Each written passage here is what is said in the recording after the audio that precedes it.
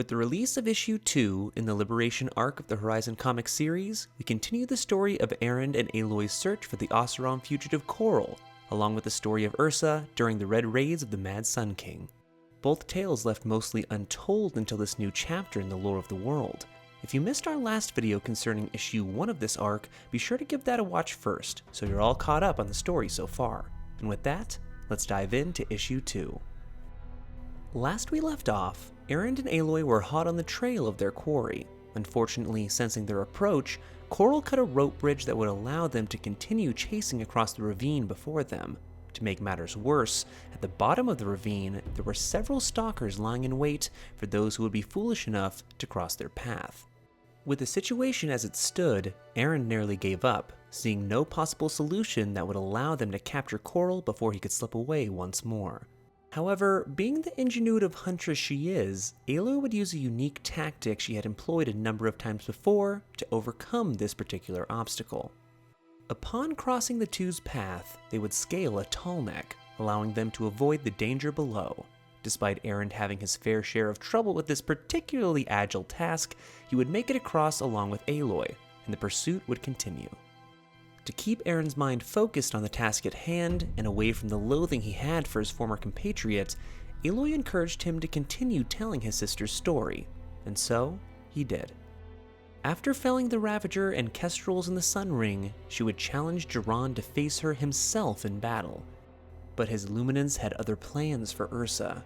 She would be taken to Meridian and be made a slave in the Sun King's palace.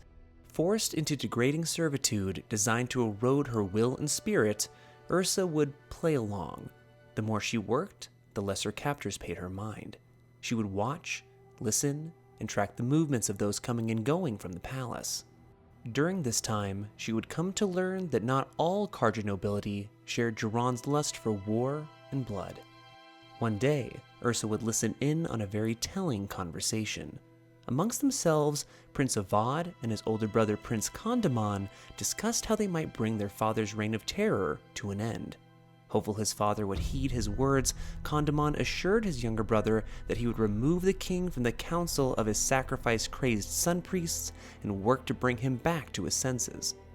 Sometime later, while Ursa was forced to purge the king's garden of impure Utaru shrubs, she would be approached by Avad. Forced to uproot the thorny plants with her bare hands, she was left cut up and bleeding. Avad would tear a piece of cloth from his sleeve and attempt to bandage the wound. Suspicious of such kindness, Ursa would take the cloth, but tend to the injuries herself.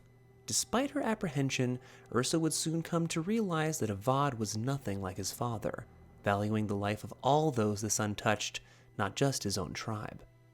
Thanks to the prince, Ursa would be assigned duties within the palace. Once inside, Avad made sure to place key documents in her path concerning Carja troop movements, encampments, and other plans. Plans that would help her protect her people. With this knowledge in hand, a plan was hatched between the two for her to depart the following day. She would scale the western face of the palace at sunset during the guard change while the light of the setting sun would cover her escape. Avad would provide her garments that would not draw attention of those in the city, allowing her to leave undetected. Avad would remain in the City of the Sun, hoping to do what he could from within the belly of the beast, and so the two parted ways, never thinking they would cross paths again. Once she found her way back to her tribe, she was reunited with her brother Erend, a moment he thought would never happen. Though he was overjoyed, others treated her return as suspect, feeling she might have struck some sort of deal with her captors in order to save her own skin. This possibility, however, would be quickly put to bed. Over the next 2 years, Ursa would use what she had learned during her time as a prisoner in the palace to devastating effect. Carja convoys and bases would be repeatedly hit by the freebooters in an effort that would begin to turn the tide of the war. Though she accrued many victories, Dervahl's leadership would prove divisive, often willing to sacrifice warriors en masse in order to claim strategic positions, sowing the seeds of malcontent among those beneath him. During this campaign against Jiran's faithful, those who had struck a partnership within Meridian some 2 years prior would find themselves face to face once more. Lying in wait, Ursa, Dervahl, and their crew spotted a small group of Carja making their way through the wilds. Before their trap was sprung, Ursa recognized one of the men and called out for them to stop, narrowly avoiding a tripwire. There, far from Meridian, was Prince Avad, escorted by 2 of his loyal guards. It was then that Avad revealed why he had departed his home. It had become evident that no change would come from within the Carja hierarchy. When Avad's brother and heir to the throne, Condamon, had spoken out against his father, Duran had him executed, gored to death in the very sun ring Ursa knew all too well. Upon learning of Avad's identity, Coral schemed to use the prince as a hostage in order to bring an end to the war. Cooler heads would thankfully prevail, as Ursa revealed her knowledge of the Carja military was freely given to her by the prince, and Derval felt Avad would have better uses beyond simply being leverage against his own father. With his pride wounded, Coral swore he would find a moment to take Ursa and Erend down, a challenge Erend eagerly awaited at the time. Unfortunately, hindsight would only give Erend pain concerning the memory of that moment. Back in the present, the 2 spotted Coral, attempting to escape into an ancient ruin. Quickly, Erend set out after him, but his recklessness would once again get the better of him. Swooping down from above, a storm bird looked to make Erend its latest victim, bringing an end to this chapter of the Liberation arc. With another compelling issue of this tale in the books, let's break down some new revelations that this story provided for us.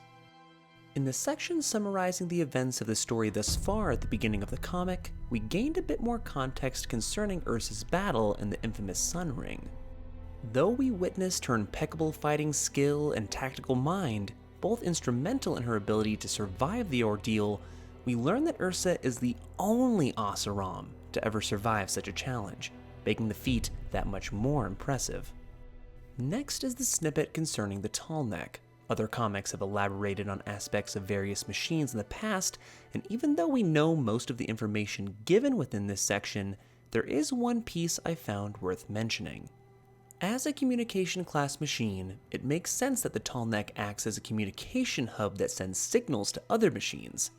What some may not be aware of is that these machines also monitor the local conditions of the wide areas they cover. This further cements their role within ZD systems, adding greater clarity to data points like Observer Log USW10, detecting supercell formations in the frozen wilds. I bring this up because it seems more evident than ever that these massive machines may be the key to uncovering the cause and locations of the supercell storms we see forming in the Forbidden West, a role and mechanic we hadn't explored in the first game. Lastly, we were shown yet another important figure in the history of the Carja, that being Duran's eldest son, Condamon of the Sun's Rising, the heir to the Radiant line before his father brought his life to a gruesome end. This event would mark the moment Avad would realize there was no hope of changing the course of the monarchy as simply a prince, forcing him to leave Meridian and eventually lead to the end of the reign of the 13th Carja king. As far as the next chapter is concerned, though I have no idea how Aloy and Erend will deal with the Stormbird and Coral, we should see the Alliance and eventual march on Meridian sooner than later. I'm personally hoping that they introduce a legendary Carja warrior that we only know from the scanned glyphs, but for now, we'll just have to wait for issue 3 in the Liberation arc.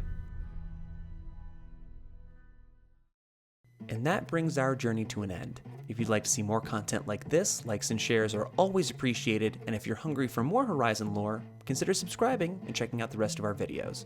Also consider supporting the channel on Patreon, so we can keep making content just like this. Check out the link in the description. And as always, thanks for watching, and keep questing.